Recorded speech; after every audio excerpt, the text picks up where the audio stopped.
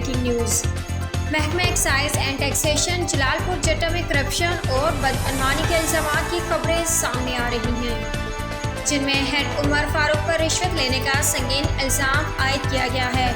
اطلاعات کے مطابق سوموار اور منگل کو محکمہ کے دفاتر بند رہتے ہیں، جس کی وجہ سے شہریوں کو سخت مشکلات کا سامنا ہے۔ مقامی لوگوں کا کہنا ہے کہ ان 2 دنوں میں دفتر بند رہنے سے عوامی مسائل حل نہیں ہو پاتے اور رشوت کے بازار کو بڑھاوا مل رہا ہے۔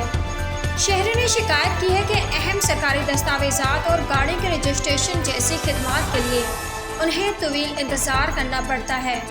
اس کے علاوہ محکمہ کے افسران پر رشوت لینے کے الزامات بھی عائد کیے جا رہے ہیں، خاص طور پر ہیڈ عمر فاروق کے خلاف رشوت کا بازار گرم ہونے کے الزامات زور پکڑ رہے ہیں۔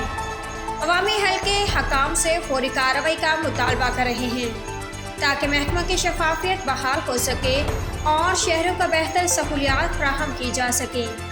یہ الزامات محکمہ کی ساکھ کو متاثر کر رہے ہیں اور مقامی انتظامیہ سے ان کی تحقیقات کا مطالبہ کیا جا رہا ہے۔